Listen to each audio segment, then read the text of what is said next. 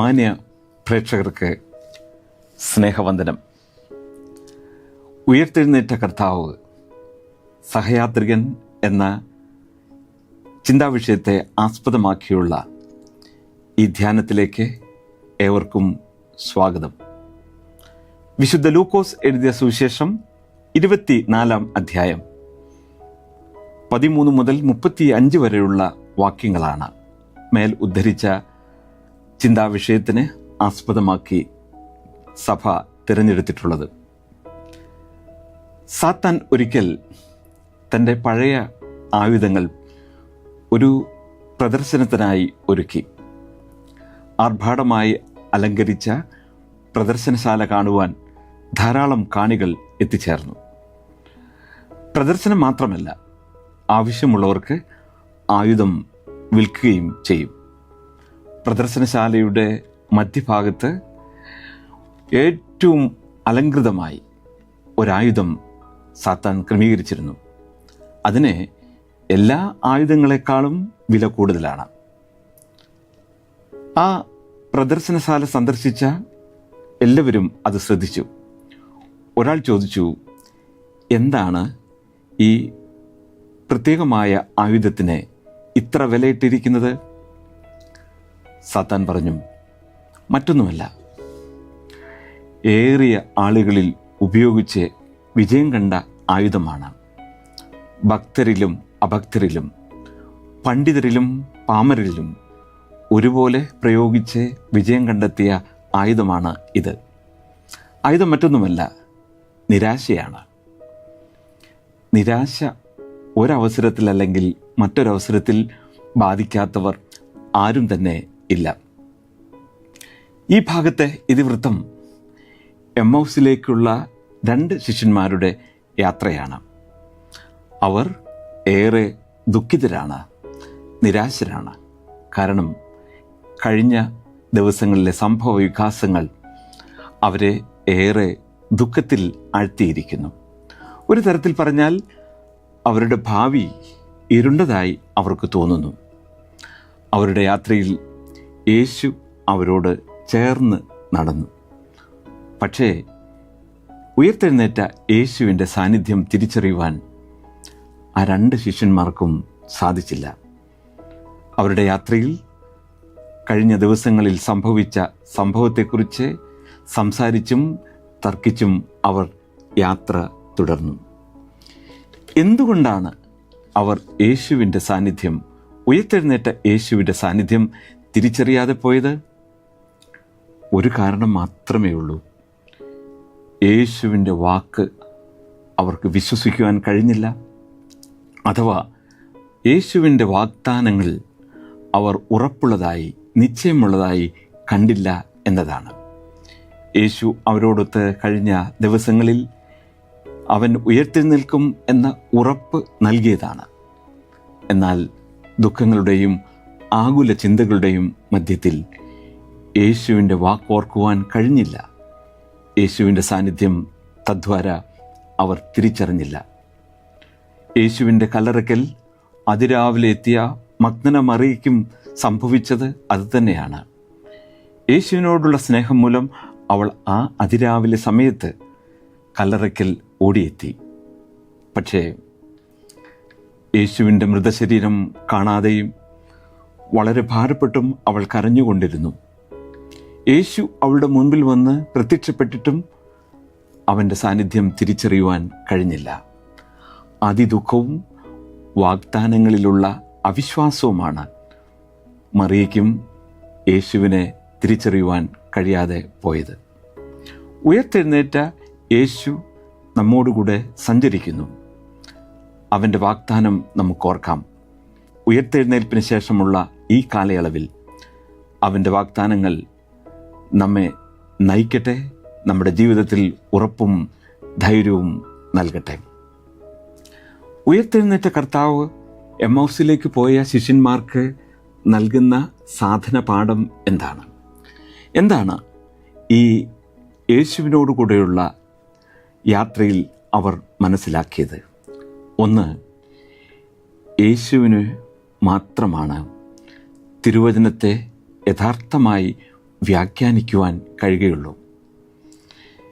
തിരുവെഴുത്തുകളെക്കുറിച്ച് അറിവുള്ളവരാണ് അവർ. യേശുവിൻ്റെ വാക്കുകൾ അവർ കേട്ടിട്ടുള്ളവരാണ്. എന്നാൽ അവർക്കൊരിക്കലും യേശുവിൻ്റെ വാക്കുകൾ പൂർണ്ണമായി സ്വയമായി മനസ്സിലാക്കുവാൻ കഴിഞ്ഞില്ല. പ്രിയപ്പെട്ടവരെ, ദൈവവചനം ശരിയായി തിരിച്ചറിയണമെങ്കിൽ, അത് ശരിയായി വ്യാഖ്യാനിക്കണമെങ്കിൽ യേശുവിൻ്റെ അടുത്തേക്ക്, ഉയർത്തെഴുന്നേറ്റ യേശുവിലേക്ക് വരേണ്ടത് ആവശ്യമാണ്. ബഥാനിയിലെ മറിയെക്കുറിച്ച് നമുക്കറിയാം. ലാസർ മരിച്ചു. 4 ദിവസം കഴിഞ്ഞ് കർത്താവ് ആ കല്ലറ സന്ദർശിച്ച അവസരത്തിൽ ഉയർത്തെഴുന്നേൽപ്പിൻ്റെ പ്രത്യാശ മറിയയ്ക്കും മാർത്തയ്ക്കും ലഭിക്കുവാനുള്ള കാരണം അവർ യേശുവിൻ്റെ പാദത്തിൽ നിന്ന് ദൈവവചനം കേട്ടവരാണ്, പഠിച്ചവരാണ്. നമുക്ക് യേശുവിൻ്റെ പാദത്തിലിരുന്ന് മാത്രമേ ദൈവവചനം മനസ്സിലാക്കുവാൻ സാധിക്കുകയുള്ളൂ. എമ്മൗസിലേക്കുള്ള യാത്രയിൽ ആ ശിഷ്യന്മാർക്ക് നൽകുന്ന സന്ദേശത്തിലൂടെ ഉയർത്തെഴുന്നേറ്റ കർത്താവ് നമ്മെ ഓർമ്മിപ്പിക്കുകയാണ്, ദൈവവചനം ശരിയായി മനസ്സിലാക്കുവാൻ, വ്യാഖ്യാനിക്കുവാൻ യേശുവിൻ്റെ സാന്നിധ്യം, യേശുവിൻ്റെ പാദത്തിൽ ഇരിക്കേണ്ടത് ആവശ്യമാണ് എന്ന്. നമുക്ക് ദൈവവചനത്തിൻ്റെ പൊരുൾ അറിയുവാൻ, അവൻ്റെ പാദത്തിലേക്ക് അടുത്തു വരുവാൻ ഈ ഉയർത്തെഴുന്നേൽപ്പിൻ്റെ കാലം നമ്മെ സഹായിക്കട്ടെ. 2, അവരുടെ യാത്രയിലൂടെ നൽകുന്ന മറ്റൊരു സന്ദേശം, ജീവിതത്തിൻ്റെ ഇരുണ്ട സന്ധികളിൽ അവൻ നമ്മോടുകൂടെ വസിക്കുവാൻ സന്നദ്ധനാണ്. ജീവിതം സുഖദുഃഖ സമ്മിശ്രമാണ്. കൂരിരുൾ താഴ്വര ജീവിതത്തിൽ സാധാരണമാണ് എന്ന് സങ്കീർത്തനക്കാരൻ 23-ാം സങ്കീർത്തനത്തിലൂടെ നമ്മെ ഓർമ്മപ്പെടുത്തുന്നുണ്ട്. എന്നാൽ ഇരുളടഞ്ഞ ജീവിത വഴികളിൽ വെളിച്ചമേകുവാൻ, ഇരുളടഞ്ഞ ജീവിത സാഹചര്യങ്ങളിൽ നമ്മോടുകൂടെ വസിക്കുവാൻ ഉയർത്തെഴുന്നേറ്റ കർത്താവ് സന്നദ്ധനാണ്. എന്താണ് ആവശ്യമായിട്ടുള്ളത്? നമ്മുടെ ഭവനങ്ങളിലേക്ക്, ഇരുള് നിറഞ്ഞ വഴികളിലേക്ക്, ഭവനങ്ങളിലേക്ക് യേശുവിനെ വസിപ്പാൻ ക്ഷണിക്കേണ്ടത് ആവശ്യമാണ്. നമ്മുടെ ക്രിസ്തീയ കീർത്തനങ്ങളിൽ ചേർത്തിട്ടുള്ള അതിമനോഹരമായ ഒരു ഗാനമുണ്ട്. കൂടെ പാർക്ക നേരം വൈകുന്നിതാ എന്നാരംഭിക്കുന്ന ഗാനം. ആ ഗാനം എമ്മൗസിലെ യാത്രക്കാരുടെ ജീവിത അനുഭവത്തിൽ നിന്ന് ഉരുത്തിരിഞ്ഞതാണ് എന്ന് പറയുന്നതിൽ തെറ്റില്ല. ആ സംഗീതത്തിൻ്റെ രചയിതാവായിട്ടുള്ള ഹെൻറി ഫ്രാൻസിസ് ലൈറ്റ് ഒരു ക്ഷയരോഗിയാണ്. ദീർഘകാലം ക്ഷയരോഗിയായിരുന്നു. അന്ന് ക്ഷയരോഗത്തിന് തക്കതായ മരുന്നുകൾ കണ്ടുപിടിച്ചിട്ടില്ല. ഏറെ രോഗബാധിതനായി 54-ാമത്തെ വയസ്സിൽ അദ്ദേഹം മൃതി അടഞ്ഞു. തൻ്റെ മരണത്തിന് തൊട്ടു മുമ്പ് ജീവിതത്തിൻ്റെ വേദന നിറഞ്ഞ സാഹചര്യങ്ങളിൽ, രോഗത്തിൻ്റെ കാഠിന്യങ്ങളിൽ ഹെൻറി ലൈറ്റ് പാടുകയാണ്, കൂടെ പാർക്ക നേരം വൈകുന്നിതാ എന്ന്. പ്രിയമുള്ളവരെ, ആ എമ്മൗസിലെ ശിഷ്യന്മാർ യേശുവിനെ അവരുടെ ജീവിതത്തിൻ്റെ ഇരുളടഞ്ഞ നിമിഷങ്ങളിൽ കൂടെ പാർക്കുവാൻ ക്ഷണിക്കുകയും യേശു അവരോടുകൂടെ വസിക്കുകയും ചെയ്തു. ഹെൻറി ഫ്രാൻസിസ് ലൈറ്റും അതേ അനുഭവത്തിലൂടെ കടന്നുപോയി. ജീവിതാന്ത്യത്തിൽ വേദന നിറഞ്ഞ സാഹചര്യങ്ങളിൽ നാഥ ഞങ്ങളോട് കൂടെ പാർക്കണമേ എന്ന് പ്രാർത്ഥിച്ചു. നമുക്കും ജീവിതത്തിൻ്റെ ഭാരമേറിയ സമയങ്ങളിൽ ദൈവത്തോട്, ഉയർത്തെഴുന്നേറ്റ കർത്താവിനോട് പ്രാർത്ഥിക്കാം. ഉയർത്തെഴുന്നേറ്റ കർത്താവ് നമ്മോട് കൂടെ വസിക്കുവാൻ ഒരുക്കമുള്ളവനാണ് എന്ന് ഓർമ്മപ്പെടുത്തട്ടെ. 3-ാമതായി, അവൻ നമ്മോടുകൂടെ ഭക്ഷണമേശ പങ്കിടുവാൻ ആഗ്രഹിക്കുന്നു. എമ്മൗസിലേക്ക് പോയ ശിഷ്യന്മാരോടൊത്ത് അവൻ അത്താഴ വിരുന്നിന് ഒരുങ്ങുമ്പോൾ അപ്പം എടുത്തു, വാഴ്ത്തി, നുറുക്കി അവർക്ക് നൽകുന്നു. അവിടെയാണ് യേശുവിനോട് കൂടെയുള്ള അത്താഴ വിരുന്നിൻ്റെ സവിശേഷത നമുക്ക് കാണുവാൻ കഴിയുന്നത്. യോഹന്നാൻ്റെ മാളികയിൽ വെച്ച് സ്ഥാപിച്ച വിശുദ്ധ കുർബാനയുടെ മറ്റൊരു സാദൃശ്യം അവിടെ കാണുകയാണ്. ഭക്ഷണമേശയിൽ യേശുവിനോടുകൂടെ പങ്കെടുത്ത ആ 2 ശിഷ്യന്മാർ അവരുടെ കണ്ണ് തുറന്നു. ചുറ്റുപാടുകളിൽ നടക്കുന്നതായ വസ്തുതകളെക്കുറിച്ചുള്ള തിരിച്ചറിവുണ്ടായി. സമീപത്തുള്ള ഉദ്ധിതനായ യേശുവിനെ കണ്ടുമുട്ടുവാൻ സാധിച്ചു. യേശുവിനോട് കൂടെയുള്ള ഓരോ വിരുന്നും ചുറ്റുപാടുമുള്ള യേശുവിനെ, ജീവിത സാഹചര്യങ്ങളിലുള്ള ഉയർത്തെഴുന്നേറ്റ കർത്താവിനെ കാണുവാൻ നമ്മെ സഹായിക്കുന്നതാണ്. അതിഥിയല്ല, അവൻ ആതിഥേയനായി അവൻ നമുക്ക് ഭക്ഷണമേശ ഒരുക്കുന്നു. പ്രിയമുള്ളവരെ, നാം പ്രവേശിക്കുന്നതായ യേശുവിൻ്റെ ഭക്ഷണമേശയിൽ നാം പങ്കെടുക്കുമ്പോൾ യേശുവിനെ കണ്ടുമുട്ടുവാൻ, സമീപത്തുള്ള ഉദ്ധിതനായ യേശുവിനെ കണ്ടുമുട്ടുവാൻ നമുക്ക് സാധിക്കട്ടെ. അവസാനമായി, സഹയാത്രികനായ ഉയർത്തെഴുന്നേറ്റ കർത്താവ് നമ്മെ അവൻ്റെ സാക്ഷികളാകുവാൻ പ്രേരിപ്പിക്കുന്നു. ഇവിടെ യെരുശലേമിൽ നിന്നും മടങ്ങിവന്ന് എമ്മൗസിലേക്ക് യാത്രയായ ആ ശിഷ്യന്മാർ യേശുവിനെ തിരിച്ചറിഞ്ഞപ്പോൾ യേശു ഉയർത്തെഴുന്നേറ്റിരിക്കുന്നു എന്ന വാർത്ത അവൻ്റെ ശിഷ്യന്മാരോടും മറ്റുള്ളവരോടും പറയുവാൻ ഇതാ യെരുശലേമിലേക്ക് ബന്ധപ്പെട്ട് ഓടിച്ചെല്ലുകയാണ്. 11 പേരോട് ഇതാ യേശു ഉയർത്തെഴുന്നേറ്റിരിക്കുന്നു എന്ന് അവർ ഇതാ സധൈര്യം, സന്തോഷപൂർവ്വം പ്രസ്താവിക്കുകയാണ് ചെയ്യുന്നത്. യേശു ഉയർത്തെഴുന്നേറ്റിരിക്കുന്നു. തിരുവത്താഴത്തിൽ യേശുവിനെ കണ്ടുമുട്ടുന്ന ഓരോരുത്തരുടെയും പ്രഥമമായ കർത്തവ്യം യേശു ഉയർത്തെഴുന്നേറ്റിരിക്കുന്നു എന്ന് മറ്റുള്ളവരോട് സധൈര്യം പ്രസ്താവിക്കുക എന്നതാണ് എന്ന് ഇവിടെ സ്നേഹപൂർവ്വം ഞാൻ ഓർമ്മപ്പെടുത്തട്ടെ. പൗലോസ് ദമസ്കസിൻ്റെ പടിവാതിക്കൽ ഉയർത്തെഴുന്നേറ്റ യേശുവിനെ കണ്ടുമുട്ടി. പൗലോസ്ലിഹ പിന്നീട് ഉയർത്തെഴുന്നേറ്റ യേശു കർത്താവിനെ ജീവിതത്തിൻ്റെ അന്ത്യം വരെയും സാക്ഷിച്ചതായി നാം വായിക്കുന്നു. പൗലോസ്ലിഹ പറയുന്ന വാക്കുകൾ നമുക്കോർക്കാം.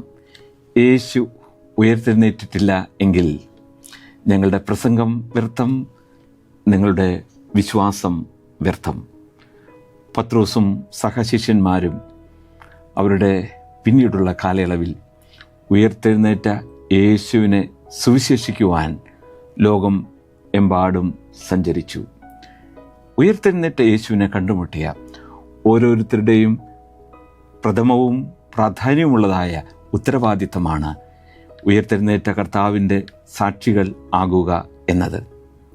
എന്നെ കേൾക്കുന്ന പ്രിയപ്പെട്ടവരെ, നാം യേശുവിനെ കണ്ടുമുട്ടിയെങ്കിൽ നമ്മുടെ ജീവിത സാഹചര്യങ്ങളിൽ യേശു ഉയർത്തെഴുന്നേറ്റു എന്ന് ഘോഷിക്കുവാൻ പരിശുദ്ധാത്മാവ് നമ്മെ പ്രാപ്തരാക്കട്ടെ. എഡിൻബറോയിലെ പ്രിൻസ് തെരുവിൽ ഒരു മനോഹരമായ ഒരു കടയുണ്ട്. ആ കടയുടെ ജനലുകളിൽ യേശുവിൻ്റെ ജീവചരിത്രത്തെ പ്രതിപാദിക്കുന്ന വിവിധ ദൃശ്യങ്ങൾ അവിടെ പ്രദർശിപ്പിച്ചിട്ടുണ്ട്. ഒരു വിനോദസഞ്ചാരി അവിടെ പ്രദർശിപ്പിച്ചിരിക്കുന്ന യേശുവിൻ്റെ ചിത്രത്തിലേക്ക് നോക്കുകയാണ്. അദ്ദേഹം പല ചിത്രങ്ങളും നോക്കി, പക്ഷേ ക്രൂശിതനായ യേശുവിൻ്റെ രൂപം അദ്ദേഹത്തെ വല്ലാതെ ആകർഷിച്ചു. സാഗൂതം ആ ചിത്രം നോക്കിക്കൊണ്ടിരിക്കുന്ന ആ സഞ്ചാരിയെ ആ തെരുവിലുള്ള ഒരു കൊച്ചുബാലൻ, 8 വയസ്സ് മാത്രമുള്ള ഒരു കൊച്ചുബാലൻ, അദ്ദേഹം നോക്കി നിൽക്കുന്നത് ക്രൂശിത രൂപമാണ് എന്ന് മനസ്സിലാക്കി അദ്ദേഹം കണ്ടുകൊണ്ടിരിക്കുന്ന ആ ചിത്രത്തിൻ്റെ ഒരു ചെറിയ വിവരണം നൽകുകയാണ്. അദ്ദേഹം ആവശ്യപ്പെട്ടിട്ടല്ല. അവൻ അനേക സഞ്ചാരികൾ ആ ചിത്രം നോക്കുന്നത് കണ്ടിട്ടുണ്ട്. അതിൻ്റെ അനുഭവത്തിൽ അവൻ ആ ചിത്രത്തിലേക്ക് നോക്കിക്കൊണ്ട് പറയുകയാണ്, സർ, ആ ക്രൂശിൽ കിടക്കുന്നത് യേശുവാണ്. യേശു ബേത്ലഹേമിലാണ് ജനിച്ചത്. ആ ചിത്രം അവിടെയുണ്ട്. യേശുവിൻ്റെ ജീവിത ചരിത്രത്തിലെ വിവിധ ദൃശ്യങ്ങൾ ആ സഞ്ചാരി ആവശ്യപ്പെടാതെ, ശ്രദ്ധിക്കാതെ ഈ കൊച്ചുബാലൻ പറയുകയാണ്. ഓരോ വിവരണങ്ങളും അവനെ നോക്കാതെ തന്നെ ഈ സഞ്ചാരി ശ്രദ്ധിക്കുന്നുണ്ട്. ഓരോ വിവരണങ്ങളും കേട്ടതിന് ശേഷം ഈ സഞ്ചാരി നടന്ന് നീങ്ങാൻ തുടങ്ങി. അപ്പോഴാണ് ഈ കൊച്ചുബാലൻ ഓർത്തത്, എല്ലാ ചിത്രങ്ങളെക്കുറിച്ചും ഞാൻ ഈ സഞ്ചാരിയോട് പറഞ്ഞു, പക്ഷേ ഉയർത്തെഴുന്നേറ്റ യേശുവിൻ്റെ ചിത്രത്തെക്കുറിച്ച് ഒന്നും പറഞ്ഞില്ലല്ലോ എന്ന്. നടന്നു നീങ്ങുന്ന സഞ്ചാരിയുടെ അടുത്തേക്ക് ചെന്ന് അദ്ദേഹത്തിൻ്റെ വസ്ത്രം അല്പം വലിച്ചു. ആരാണ് വലിക്കുന്നത് എന്ന് തിരിഞ്ഞു നോക്കിയപ്പോൾ ഈ കൊച്ചുബാലനാണ്. അവൻ പറഞ്ഞു, സർ, ഒരു കാര്യം ഞാൻ പറയാൻ വിട്ടുപോയി. ആ കോർണറിൽ, ആ മൂലയിൽ ഉയർത്തെഴുന്നേറ്റ യേശുവിൻ്റെ ചിത്രമുണ്ട്. അവൻ ക്രൂശിക്കപ്പെട്ടവൻ മാത്രമല്ല, 3-ാം ദിവസം കല്ലറ പൊളിച്ച് ഉയർത്തെഴുന്നേറ്റ് സ്വർഗാരോഹണം ചെയ്ത് ഇന്നും ജീവിക്കുന്നു. അവൻ ഉറക്കെ വിളിച്ചു പറയുകയാണ്, യേശു ഉയർത്തെഴുന്നേറ്റിരിക്കുന്നു, യേശു ഉയർത്തെഴുന്നേറ്റിരിക്കുന്നു എന്ന് പറഞ്ഞ് ഓടി മറുകയാണ്. അവൻ്റെ ശബ്ദം ആ ചുറ്റുപാടുകളിൽ പ്രതിധ്വനിച്ചു. അതെ, യേശു ഉയർത്തെഴുന്നേറ്റിരിക്കുന്നു എന്ന് നമ്മുടെ ജീവിത സാഹചര്യങ്ങളിൽ ഉദ്ഘോഷിക്കുവാൻ ഈ ധ്യാനം മുഖാന്തരമായി തീരട്ടെ. ഉയർത്തെഴുന്നേറ്റ കർത്താവിൻ്റെ സാക്ഷികളായി ജീവിക്കുവാൻ ദൈവം പരിശുദ്ധാത്മാവിലൂടെ ശക്തീകരിക്കട്ടെ എന്ന് പ്രാർത്ഥിച്ചുകൊണ്ട് ഞാൻ എൻ്റെ വാക്കുകൾ ഉപസംഹരിക്കുന്നു.